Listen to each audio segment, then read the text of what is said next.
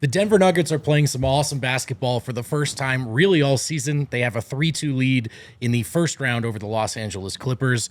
And the question now is, does this group remind you at all of the team that we saw win a championship in 2023? It's a really good question. And without putting the cart before the horse, yes. Whoa. In some ways, they look to me like a team that is becoming the championship version of themselves, but is not there yet. They are building the muscle tissue that was indicative of their championship team. Jamal Murray, first and foremost, guys. Jamal Murray has played his first great game since the 2023 playoffs. Yep. From start to finish, 4 quarters of greatness. That is a big part of it. They're playing connected. They're playing defense, by the way, against a very good team. That's something they did in 2023. making adjustments, and more than anything, they look tough, and they're executing. So the foundation is being laid. It probably has to go up from here quite a bit, but it is closer to that than I think at any point since Game 5 of the Finals in 2023. Right. Well, when this series started, I don't think they reminded me a lot of the championship team. Agreed. But now, entering Game 6, they do. And the biggest reason for me specifically, coming off that Game 5, is Jamal Murray. I mean, 43-point game. He looked like he did in the 2023 championship run in Game 5 the other night. He made his shots. He got to his spots. He looked quick. He looked athletic. Yeah. He looked spry. He dunked. He dunked. Twice. He dunked on an ankle that he just sprayed a few seconds earlier. Like, that was Jamal Murray from the 2023 championship. And, I mean, we know this team. Like, that's the first thing that really has to happen for this team to be championship worthy. We know Nikola Jokic will be championship worthy. Is Jamal Murray that guy?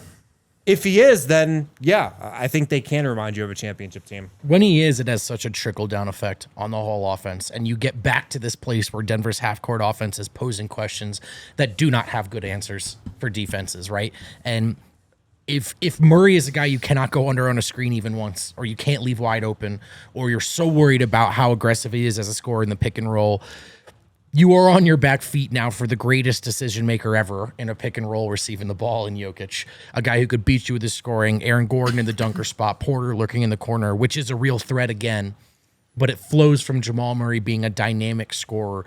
You pair a dynamic scorer with Jokic in a pick and roll, and you have a defense that's in search mode. And I think we've seen a defense in search mode, most notably, most recently, James Harden guarding Jokic. These are the kind of things that Denver can do when they have you scrambling. In that championship run, Jamal had a lot of good games, but he didn't necessarily have one in the first round. It was really that Sun series that he had several, and then obviously, basically after the Sun series, every game was great from him, and he kind of got to that point. He's had one. He hasn't been bad, but he's had one great game. It was the most recent one. And now the big question is, can he continue to do that? Because the connectedness and the belief of the team, I think, is actually there. There's an excitement with the team right now that you would just tell when the team's excited. I never thought they were excited last year. I think they were searching. They were trying to find it. They were trying to tap into it. They won close games, but they didn't have that belief. Jamal Murray, to me, symbolizes a lot, like 80% of that belief. He's had one. I need to see more, and they're going to maybe even come in later series, maybe later on this one, but it's percolating. It is percolating. I think the defense is another thing to get really excited about, and it also reminds you of the defense they played during the championship run. No question. That was another season where, during the regular season, there were articles written, there were viral videos made about how bad Nikola Jokic was defensively. Right. And he did have his bad moments defensively, just like he did this regular season. In the playoffs, though, he shifts up a gear. He flips the switch defensively in the playoffs. That's what he's done over the last 3 seasons specifically. And nobody's talking about Nikola Jokic's defense anymore in this series. After like the first couple games where, there were a couple bad moments, he's played great defense. It's what he does in the playoffs. He turns it on, and he's not an issue, really, for the Nuggets on the defensive end of the floor like he was in the regular season. That shift, though, that is reminiscent of the 2023 team. Yeah, 100%. By the way, I just am looking up the numbers. Jamal Murray did have a 40-piece in Game 2 in that Timberwolves series in the first round, and he had 35 in the closeout game. So he had two. He had the 40-piece, then they put Alexander Walker on him, and it quieted him for like a game and a half. 18 and 19 in the next two. Yeah, and then he had 35 to close it out, and to me, that's what makes him scary. Like Jokic is scary; he solves a lot of problems, but it's one man. All the pieces have to fit. The Jamal Murray piece of this is the one that was missing because the other guys, at least in the starting lineup, the other guys have adjusted to knowing their roles and executing them, and it's always been there. They just needed a reminder. They needed, to get there. But these last couple games, man, the spacing, the cutting, the timing on everything has been elite. The execution and understanding the game plan adjustments, game to game, moment to moment, quarter by quarter, those have been there. That missing piece was Jamal, and we've seen it once, and now I just kind of expect it. Murray had this great quote last night. He says they know what to expect from each other again. Yep.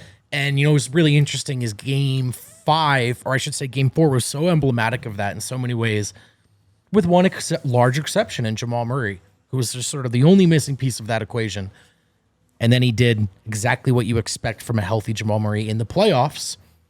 And again, I think it's for his teammates, we know what that unlocks. We know what flows from there. Everyone doing their jobs is something that stopped happening this season in the regular season. And Jokic had this great quote, it's not chemistry, it's sacrifice. And sacrifice is just, I know you could score 18. Yeah, I know you could. Your job is to space the floor. My job's to set a screen. Your job's to score the bucket right now. And that might change. But right now, everyone is bought into what does or does not come their way and how it makes it easier for each other. And that is a team that is starting to become greater than the sum of their parts, which is the special sauce that made Denver something to watch in the first place. If you go the other side now and say, in what ways do they not remind you of the championship team? I think depth is obviously line item number one. You had Bruce Brown off the bench. That was an elite bench player like Westbrook. I think Westbrook is greater and worse than Bruce. Bruce, Agreed. like more volatile, but he's kind of a super Bruce in that way, but he can also be a super destructive Bruce, when he's bad. But he's been, obviously, he makes the 6th guy. You had Christian Brown in that one off the bench as your 7th guy, and he was solid because he's always solid. He's a solid player. They don't have a Christian Brown this year. They don't have that guy. You hope Peyton Watson can grow into it throughout the series. He's not playing a lot of minutes, so it's going to have to come quick. And then they even had Jeff Green, who was going to great. say Peyton Watson is trying to be the Jeff Green. Could be.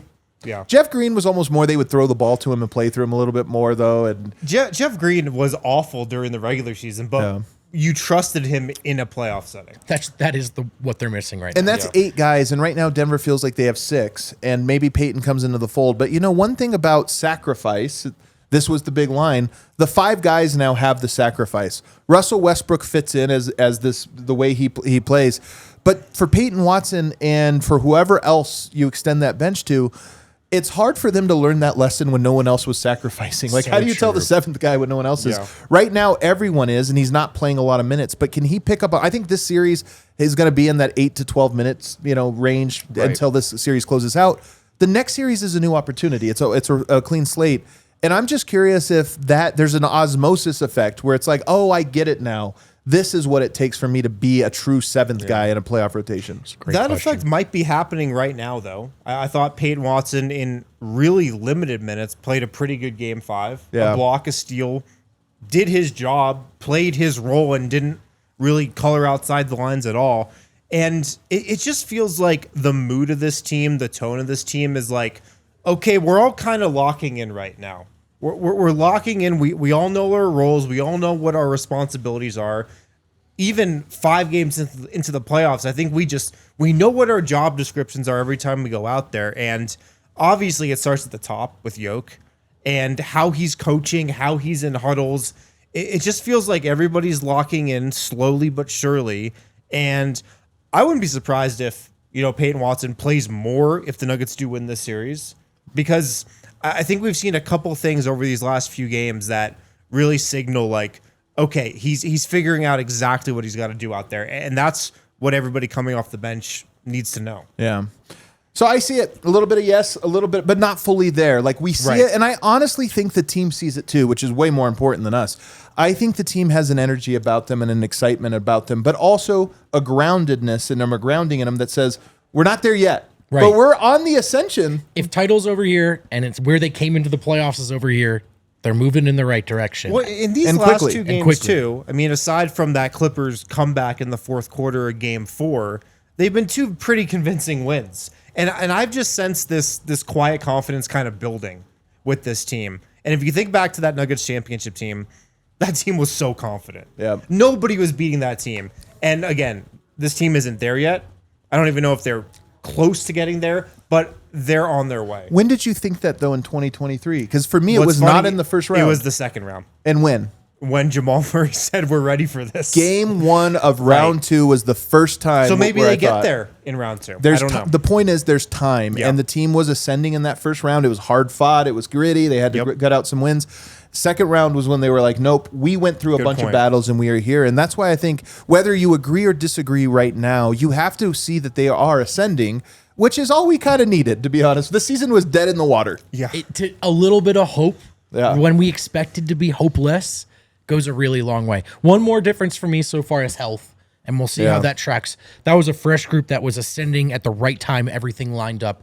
Right now, Aaron Gordon has the calf is a problem. Mike's got one arm dangling. Russ just got back. Murray, we just turned an ankle. It's not going to be easy. But this is a team that's learned how to navigate some of these things together. And as they start to believe in each other, I know those things sound corny. Those things matter. Don't give up on this team. Do you guys agree with us or disagree? Let us know in the comments below, because we take all opinions. We don't care if you believe or don't believe. There's an argument for both, but let us know what you think ahead of Game 6 against the Clippers. Hit the like button for us.